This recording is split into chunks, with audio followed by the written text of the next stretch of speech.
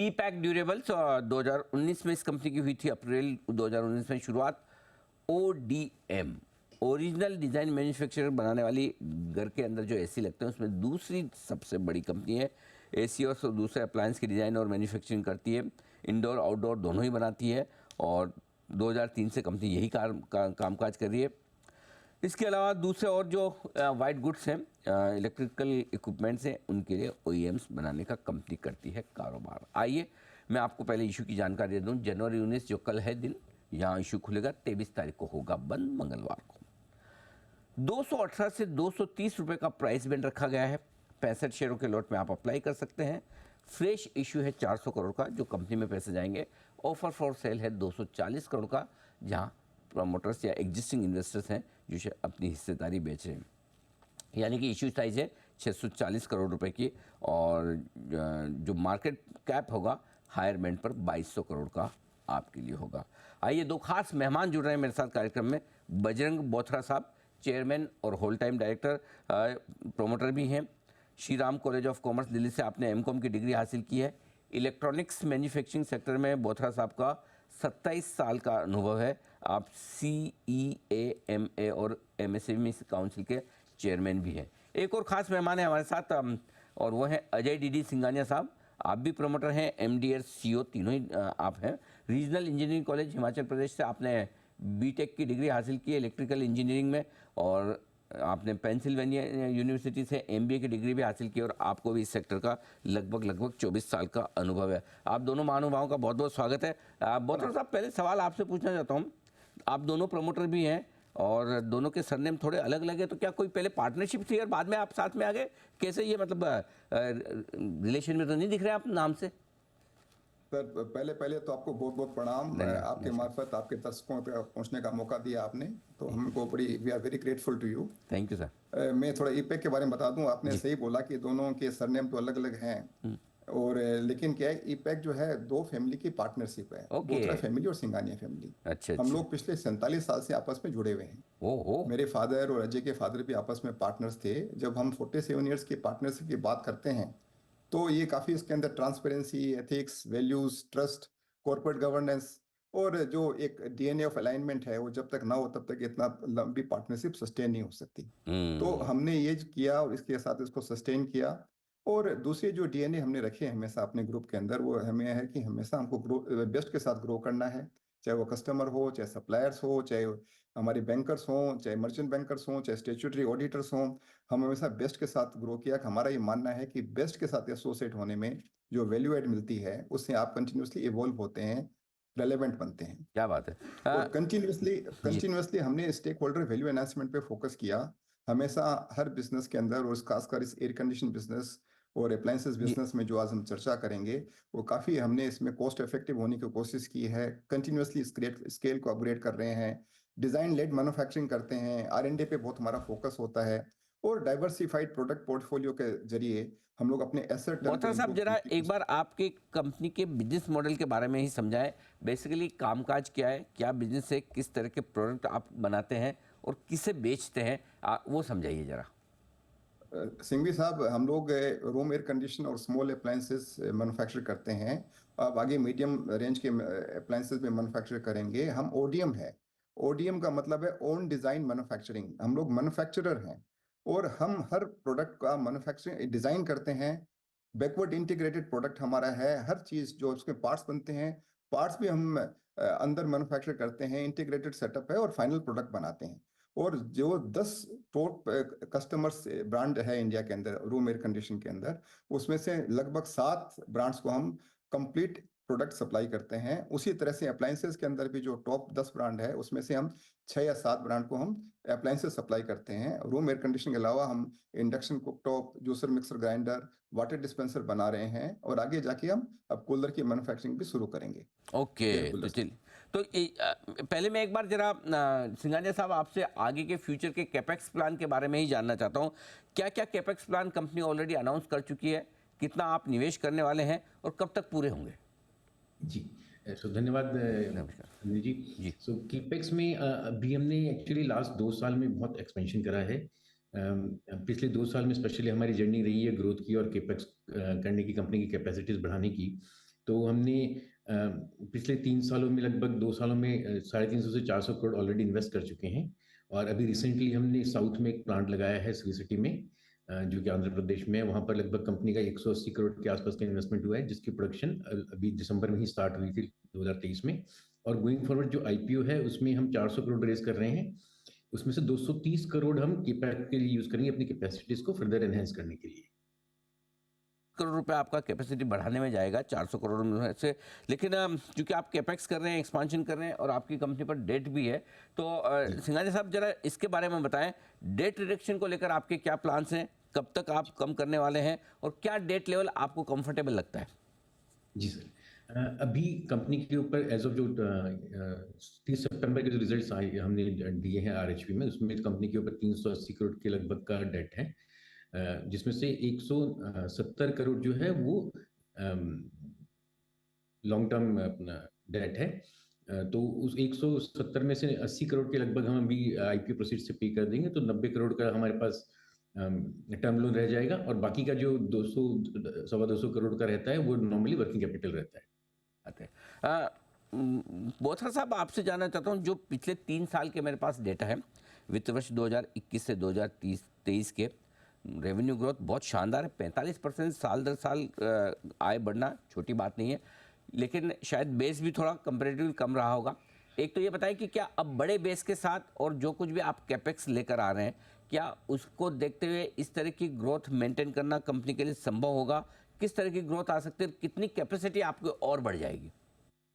देखिए, ऐसा है कि पहले 2021 से पहले हमारे पास में इन्वेस्टमेंट हमने कम किए थे, लेकिन 2021 से हमारे पास 2 प्राइवेट इक्विटी इन्वेस्टर्स आए, अफर्मा कैपिटल और आईसीआईसी वेंचर्स।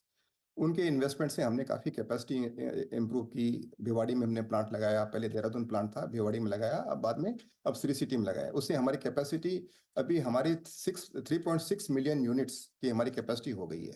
तो पहले कैपेसिटी कम थी, तो कस्टमर का बेस तो बड़ा है, मार्केट साइज बहुत बड़ी है, तो कस्टमर तो कैपेसिटी देख के ही बिजनेस देता है। जैसे जैसे कैपेसिटी बढ़ रही है और हमारा चूंकि ट्रैक रिकॉर्ड बहुत ज़बरदस्त है, हमारा एवरेज रिटेंशन जो कस्टमर के साथ में है 8 से 8.5 साल 9 साल का है, कस्टमर हमसे जुड़े हुए हैं, तो हमसे बिजनेस करना चाहते हैं। और कैपेसिटी जैसे जैसे बढ़ रही है और उधर हम अप्लायंसेस की मैन्युफैक्चरिंग भी कर रहे हैं, तो काफ़ी कुछ ज़्यादा हमको पूरी उम्मीद है कि हमको सपोर्ट मिलेगा। और ये उम्मीद हम करते हैं कि जैसे पीछे हम लोगों ने मार्केट से आउट परफॉर्म किया, मार्केट की ग्रोथ से आउट परफॉर्म किया, आगे भी हमको उम्मीद है कि हम अच्छा परफॉर्मेंस दिखाने की कोशिश करेंगे, होता रहेगा। ओके, तो मार्केट और हमारे कस्टमर हमको सपोर्ट कर रहे हैं, क्योंकि हमारी क्वालिटी और जो एक फील्ड फेलियर है काफ़ी सेटिस्फैक्ट्री है। ठीक बात है। अच्छा, सिंघानिया साहब, एक राय आपसे लेना चाहता हूँ आपके मुनाफे पर। इस बार जो 6 महीने के मुनाफे का आंकड़ा है वो 2.25-3 करोड़ रुपए के आसपास का है। मार्जिन आपके 6% पर मेंटेन है, लेकिन पिछले साल पूरे 32 करोड़ का मुनाफा क्या है, तो इसमें जो ये थोड़ी कमी है, इसकी क्या वजह है और क्या कोई एडजस्टमेंट है इसमें? एडजस्टमेंट नहीं है। सी हमारा जो बिजनेस है एसी बनाने का, जो 80% ऑफ रेवेन्यू है, एसी एक बहुत साइक्लिकल इंडस्ट्री, आपको मालूम है सर। अब इसमें क्या, ये 5 महीने का ही मैन्युफैक्चरिंग और सेल्स होती है एसी की, तो ये टिपिकली जनवरी से मई तक का बिजनेस होता है। तो अगर आप करंट रिजल्ट्स देख रहे हैं पिछले 6 महीने के, तो इसमें 2 महीने का ही मेन बिजनेस रहा, यानी कि अप्रैल और मई का। बाकी के 6 महीने एसी सीजन नहीं होता है। अब जो हमारे सामने जो Q3 और Q4 होता है, वो एसी के लिए 60 to 70% रेवेन्यू सारा यहीं से आता है, मतलब सेल्स और मैन्युफैक्चरिंग यहीं होती है। अब रिसेंटली हमने जो हम बोल रहे हैं, हमने श्री सिटी का मैन्युफैक्चरिंग सेटअप स्टार्ट करा है, इससे हमने अपनी कैपेसिटी लगभग 50% बढ़ाई है। पहले हमारी कैपेसिटी 2.4 मिलियन यूनिट्स की थी, अब ये 3.6 3.7 मिलियन यूनिट्स हो गए। तो 50% इंक्रीज इन जो कैपेसिटी है उसका पुट टू यूज हुआ है, उसका रेवेन्यू और जो सीजनलिटी है, जो क्योंकि 70% प्रोडक्शन ही इन 3 महीनों में होता है पूरी इंडस्ट्री के लिए, तो ये सारा मिलाकर आप देखेंगे कि ये हैवी क्वार्टर होता है पूरी इंडस्ट्री के लिए और हमारे लिए भी। ठीक बात है। बोथरा साहब, एक राय आपसे लेना चाहता हूँ, क्योंकि जनरली हम सुनते हैं, खबरों में बड़ी सुर्खियों में रहता है ये आपका पूरा सेक्टर OEMs वगैरह बनाने का, अंबर डिक्सन वगैरह जो लिस्टेड दूसरी कंपनियां भी है। जब भी कोई PLI स्कीम की बात आती है, इसके लिए तो स्टॉक्स में बड़ा एक्शन होता है। आप भी क्या किसी तरह से कोई PLI स्कीम में पार्टिसिपेट कर रहे हैं? यदि हाँ, तो क्या और कैसे, कितना? सिंघवी साहब, भाई आपका सवाल ज़बरदस्त सवाल है। और हम ये इसका थोड़ा बैकग्राउंड बता दूं कि भी एयर कंडीशन इंडस्ट्री को गवर्नमेंट ऑफ इंडिया ने सबसे पहले सनराइज सेक्टर डिक्लेयर किया। कि इसमें काफ़ी स्कोप है और काफ़ी इम्पोर्ट सब्स्टिट्यूट हो सकता है। और उसको सपोर्ट करने के लिए गवर्नमेंट पीएलआई स्कीम लेके आई। और पीएलआई स्कीम जो है वो है एयर कंडीशन जो दी है वो कंपोनेंट मैन्युफैक्चरिंग के ऊपर है। पीएलआई स्कीम में फिनिश गुड्स पे नहीं है, हम कंपोनेंट्स मैन्युफैक्चरिंग करेंगे, उस पे पीएलआई स्कीम है। और गवर्नमेंट का दर्शन जो रहा है, फिलोसफी रही है कि भी इंडिया को कंपोनेंट मैन्युफैक्चरिंग के अंदर ग्लोबल चैंपियन बनना है। अगर हम कंपोनेंट सस्ते कर लेंगे तो फिनिश गुड्स भी हमारा सस्ता हो जाएगा, हम ग्लोबली कॉम्पिटिटिव बन सकते हैं और बाद में हम एक्सपोर्ट की तरफ देख सकते हैं जो कि बहुत अथाक मार्केट है। Export is like a ocean. तो इंडिया एक्सपोर्ट कॉम्पिटिटिव भी बनने की राह देखेगा, पूरी इंडस्ट्री इसके ऊपर कोशिश कर रही है। अभी जो हमने आरएसबी डिक्लेयर की वो सब डोमेस्टिक मार्केट के ऊपर की, लेकिन एक्सपोर्ट मार्केट तो बहुत ही ओपन होने वाला है। ये पीएलआई स्कीम का बेनिफिट लेते हुए ईपैक ने भी उसका फायदा उठाया और 300 करोड़ रुपए हमने पीएलआई स्कीम में कमिट किए हैं। 5 साल में हमको 300 करोड़ इन्वेस्टमेंट करने हैं और 5 साल में 300 में से 230 करोड़ रुपए इंसेंटिव के रूप में गवर्नमेंट हमको वापस देगी। अब पिछले 3 साल से हम लोग कैपेक्स जो कर रहे हैं, जैसे कमिटमेंट है उस कमिटमेंट से ज्यादा हमारा इन्वेस्टमेंट हो रहा है। हम 300 करोड़ का इन्वेस्टमेंट हम हो सकता है कि लगभग 4 साल में पूरे कर दें और इसका पूरा बेनिफिट उठा सकें। और एक कंपोनेंट की मैन्युफैक्चरिंग होने से कंपोनेंट भी हम सस्ते हो जाएंगे, हम स्टैंड अलोन कंपोनेंट की सेल भी कर पाएंगे। और जो इन्वेस्टमेंट हुआ है, ये जो हमारा इन्वेस्टमेंट है वो फंजिबल इन्वेस्टमेंट है। जो हमारा मंदा पीरियड आता है एयर कंडीशन, चूंकि 6 महीने का मार्केट है, बाकी 6 महीने में हम अप्लायंसेस बना के हम अपने एसेट टर्न को बढ़ा रहे हैं, उसमें भी हम इस एसेट्स को यूज कर पाएंगे, जैसे इंजेक्शन मोल्डिंग, शीट मेटल और सब जो इन्वेस्टमेंट है वो सब फंजिबल इन्वेस्टमेंट्स हैं। तो इसका हमको बहुत बड़ा बेनिफिट मिलने वाला है। ओके। और जी, तो बॉथर साहब एक आखिरी सवाल आपसे ये कि चूंकि काफ़ी प्लेयर्स हैं आजकल ओडीएम में, ओईएम में, आपके लिस्टेड प्लेयर्स कौन से हैं जो ऑलरेडी डायरेक्टली आपको लगता है कि ये हमारे कंपटीशन में है, और इनके कंपैरिजन में आपका मार्केट शेयर कितना है और क्या उसको कुछ बढ़ाने का प्लान आपका? देखिए, ये अंबर और पीजी, हम ये तो मानते हैं कि इनका बिजनेस मॉडल हमारा बिजनेस मॉडल एक है। अगर हम स्टैंड अलोन एयर कंडीशन की बात करते हैं, अभी हमारा श्री सिटी में मैन्युफैक्चरिंग होने से और भिवाड़ी मैन्युफैक्चरिंग होने से हमारे अप्लायंसेस पे और कंपोनेंट्स पे भी हमारा फोकस बहुत जबरदस्त बढ़ रहा है।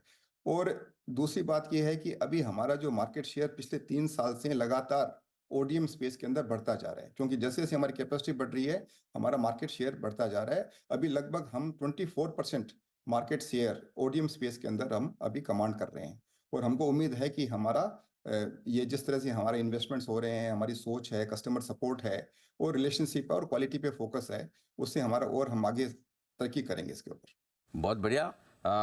उम्मीद करते हैं कि आपके जो एक्सपेंशन प्लान्स और जो अब तक की ग्रोथ का ट्रैक रिकॉर्ड रहा है वैसे ही आगे भी आपकी नजर आए। बोथरा साहब और सिंघानिया साहब, आपका बहुत बहुत धन्यवाद। एक सिंघवी साहब, एक चीज वो बता दूं कि हमारी जी खाली एक चीज उसमें और थोड़ा ऐड कर देता हूं कि हम लोग कॉस्ट रिडक्शन पे बहुत फोकस्ड हैं, ओके। आर&डी सेंट्रिक हैं। अभी हमारा 57 डिजाइन इंजीनियर्स है आर&डी के अंदर, ताकि हम लोग कॉस्ट रिडक्शन करना है, कॉस्ट इफेक्टिव बनना है तो आर&डी के बिना और वैल्यू इंजीनियरिंग के बिना नहीं हो सकता। सबसे बड़ा हमारा फोकस हम आर&डी लेड है। ओडीएम का मतलब ये है कि हमकी डिजाइन हमको करनी है, तो हम डिजाइन के ऊपर पूरा फोकस्ड हैं इसके ऊपर, और ताकि हम कॉस्ट रिडक्शन कर सकें। और जो दूसरे एस्पेक्ट्स हैं वर्किंग कैपिटल डेज रिडक्शन का और का, उसके ऊपर हम लोग पूरे फोकस्ड हैं, ताकि हम हमारा पैट इंप्रूव हो सके, हमारा कॉस्ट रिडक्शन हो सके, हमको हमारा स्केल बड़ा हो सके।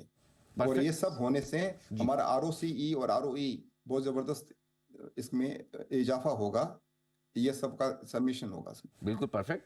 तो यही कह रहे हैं कि बोथरा साहब की सिर्फ इक्विपमेंट नहीं बनाते, डिजाइनिंग भी करते हैं और इसलिए आर&डी की ज़रूरत ज़्यादा है। बहुत बहुत धन्यवाद बोथरा साहब, सिंघानिया साहब, हमें समय देने के लिए। और आपका आईपीओ कल से खुल रहा है, बहुत बहुत शुभकामनाएं हमारी तरफ से। कैपिटल मार्केट में आपकी इनिंग की शुरुआत हो रही है, उम्मीद करते हैं आपके आईपीओ को तगड़ा रिस्पॉन्स मिले। आज एंकर बुक भी आने वाली थी, शाम को देखे एंकर्स आते हैं, तो कल सुबह हम इस आईपीओ का करेंगे पूरा विश्लेषण। सुबह 8 बजे हम आपको बताएंगे कि इस आईपीओ में पैसे लगाएं या नहीं। बिल्कुल।